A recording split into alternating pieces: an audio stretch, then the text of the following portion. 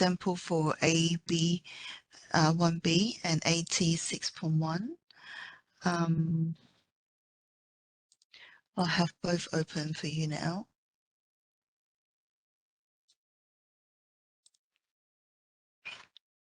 So I guess I'll just spend 10 minutes to go through both of them with you. It shouldn't be hard. So AT1-2, I suppose you've seen this document multiple times before. So in the example here, so I've given you two examples. So basically your 1B, without going through into details, is to set your KPI and then you check your actual against your target, and then you look at the variance, favorable or unfavorable. So if the obviously current ratio is actual is better than your previous expected percentages, because your previous one, because by the time you're in Q6, you are comparing what you have put in your in assessment 1A to the actual.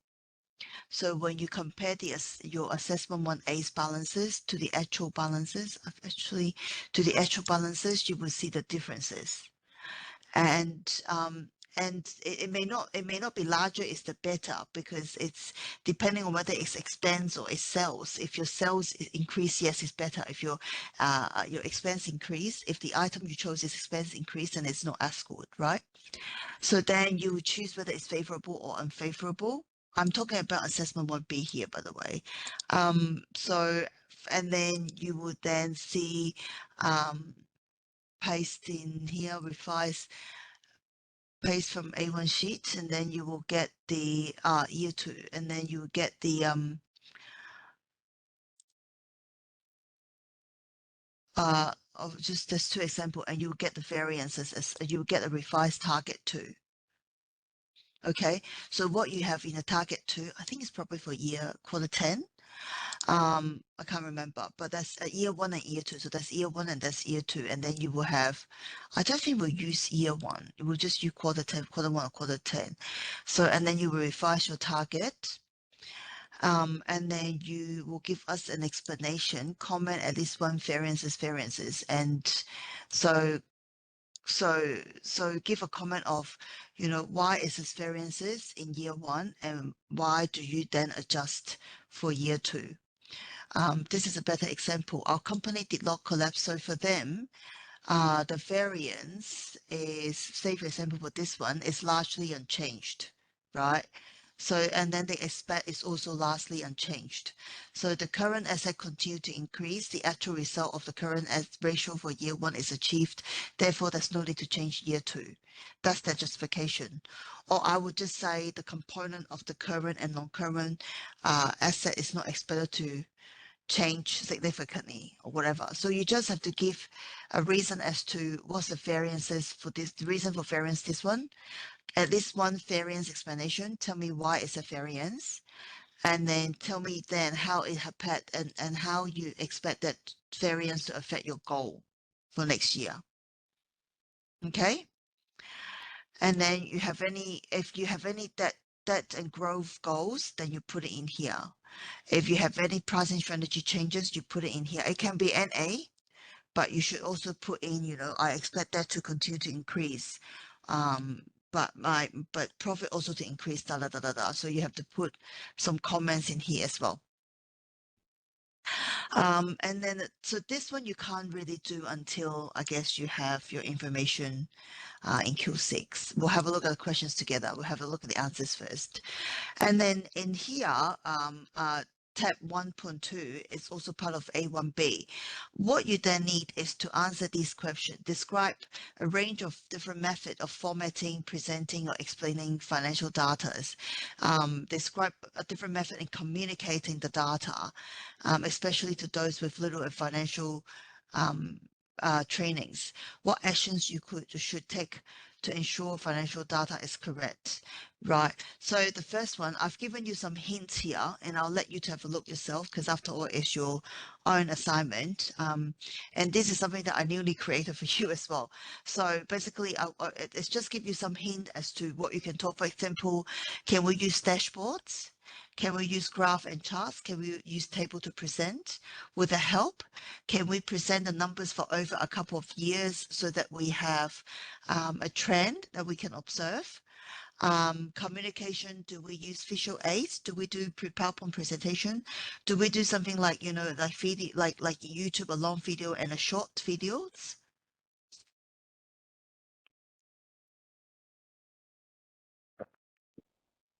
So on and so forth. And I've given you some more hints for each and every single one, right? What would be impact of buying market research? So just think about it, not just for Mogul, right? Just think about in a world when you do market research, how would it help your company? Maybe understand the market better, maybe understand the driver of the demand better, maybe understand your audiences better. How would that enhance your business? Anything you put in that's with a common sense. I don't really think that it's just a mogul, but if you haven't tried market research, then you can't really do it, right? So if you haven't tried market research, you try it in your solo game to do it. But for me, I'm more looking for like, you obviously now that you know in 1B, you want to try market research. So perhaps if you haven't tried that to improve your result, perhaps try that in your next mogul decision that you will do today. You can try to use market research. By increasing the market research, what do you achieve in your company next quarter? And so you can answer this question. But even if you haven't, right, let's think about, market research. What do? You understand the market better, understand your target audience better, understand your keywords better, etc. How to reach out is the best method to reaching out your target audience. So I'm happy for you to answer anything like that. How should you apply market research? How should you apply? So what decision will change? What decision will change with looking at the market research? Um, how will affect, how will you improve your outcome? Okay. You use market research to understand the target audiences better or understand the pricing strategy better to make pricing strategy decision. Anything like that along the line, I'm happy to accept. Because what my focus is, I think at the end of the day, is for you to be job ready. By answering this question, meaning that if you are at a job, will you be able to use your skills to answer these questions as well? Like why, if your boss asks you, should we use market research? And then you answer them, oh, I think we can use market research. How much market research we can do? What will market research help me, etc., help us, etc. 6 months time, how do you ensure the format and method and skills still in place is good to use? What actions should you take to ensure the financial report you're providing your managers? So talk. Basically, you just want to have a continuous in monitoring of the format.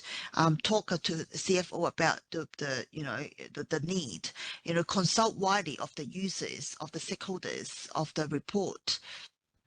Make sure you have your quality control. You review the report very frequently, identify the key risks, elaborate on any actions and benefit of the actions, etc. So that's what is I'm looking for in your 1B assessment. Now you have this document with you. I've posted it online anyway. So have a look. I'm more than happy for you to come back to me if you have any question, okay? Now with this one, and your assessment 1B's information will be in a book here.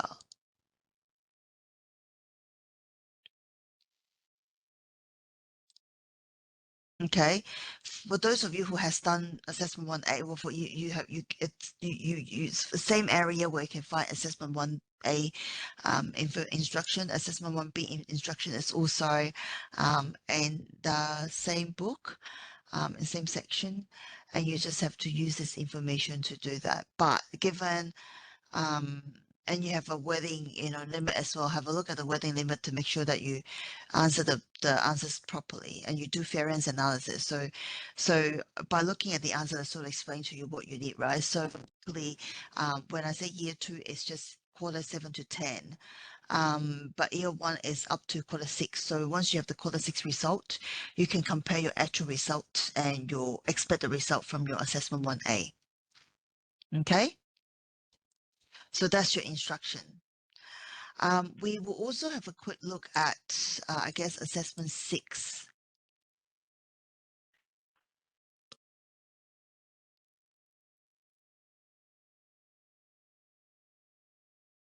Now, assessment 6, scenario 2, I haven't actually given you the question yet, but let's focus on assessment 6 first. Scenario 1, when you're looking at your quarter 6 decision, you need to make sure you PDF your decision, and quarter 6, which you PDF every month, every quarter, I hope, and quarter 6 financial result complete, performance and report template. Okay, so basically, then let's look at the template. Now here's the instruction for you. Okay. Scenario 1, you're doing as a team. Scenario 2, you do it by yourself. And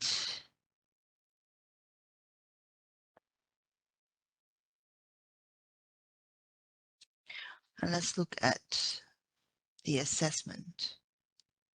Actually, I have it open for you.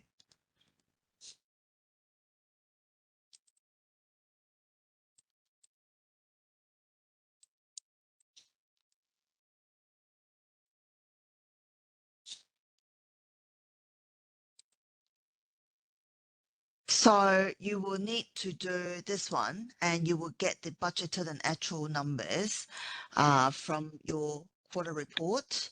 And then you will see your variances. Now, this is a very similar exercise as to 1B.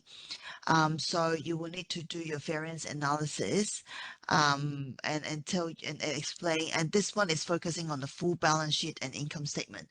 So 1B was only focusing on KPIs, your ratios, etc. This one, you literally need to do the whole.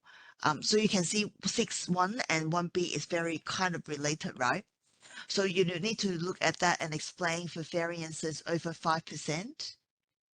You need to give me an explanation. Yeah. So for example here, this is 7.45.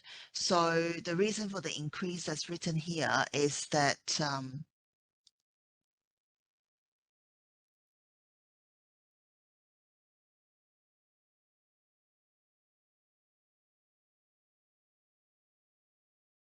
so I was given the reason for the increase here is that they raised the price slightly from $1 for each product in quarter 7. We should not use quarter. I think quarter 6 is your quarter. Although this is in line with the average demand fell, demand has since made a modest recovery, but since presenting challenges. So anyway, so basically is they don't have the enough sufficient demand. They raise the price and then they can't reach have the same demand, and therefore it's making a net sales loss, a decrease in net sales. Our lower sales cause less profit and therefore reduce taxes payable, and that makes sense, right?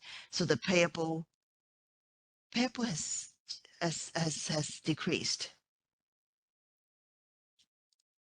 So it's favorable because you pay less tax, but it's really unfavorable because the driver is sales. Well, I'll give you this information here. You can have a quick look.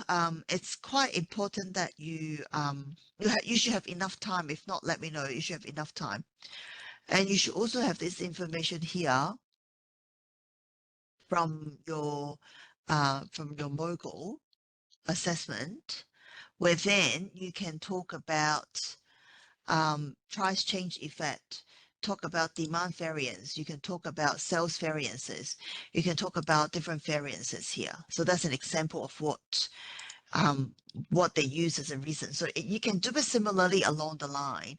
I think that you need to be creative and understand your business, but if you don't, at least follow through the logic here. That may help you to do your questions. You need to do the ledger. I suppose all your ledger will be similar, right? So you need to then figure out the ledgers to put in here for us. Ratio analysis. And this is where you have to do Q3, Q4, Q5, Q6. I think not 4, 5, 6, 7, 8. I think it's Q3, 4, 5, 6 because you're looking at quarter six. But don't worry, it's an example here for you anyway. But you would then see all the variances, and from this quarter, from Mogul, what would that be? So the key thing is this is your calculation. This is Mogul calculation. Based on your these calculation, I suggest you to use formula because current ratio will be equals to in here, they put it in here. They use the numbers here. So these are actually from Mogul as well. So then you should really use formulas in all these calculations so you can trace. And if there's variances, why would there be variances? They obviously don't do very well because there shouldn't be any variances, really. But the key thing I think you need to do is, I hope you don't have any variances like what they do, which is ridiculous. You should not have big variances. In fact, you should just check, like, in my experience, it's probably 3.10400 or 3.1100. Like the difference will be very, very small. And that's generally caused by the rounding up. Okay. And so you will need to then explain your liquidity ratio. What are the changes to liquidity ratio? Debt to total asset. What has changed? Why has it changed? Time interest earned.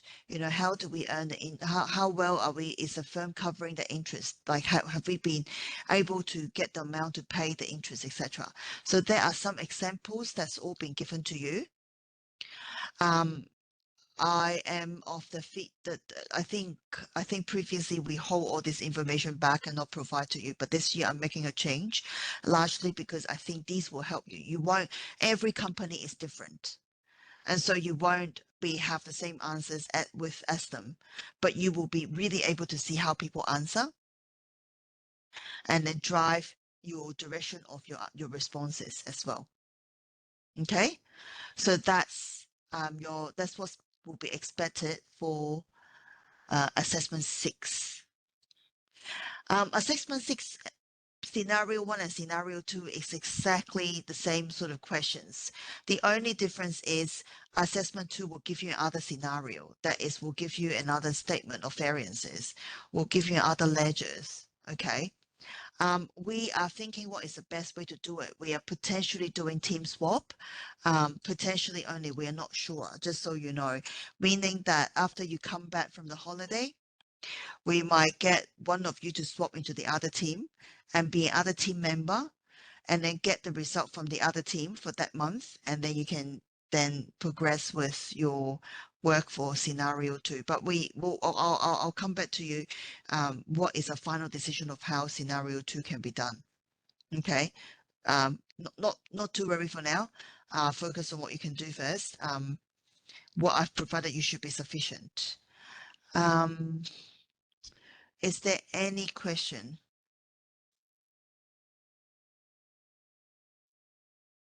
with regards to your submissions and your quizzes and the arrangement of the quizzes and the arrangement of your I guess your assessments?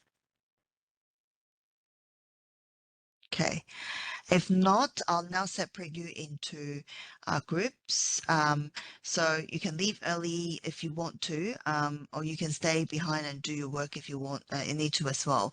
And can I have Tracy and Tracy to stay with me? I want to go through your assessment results with you.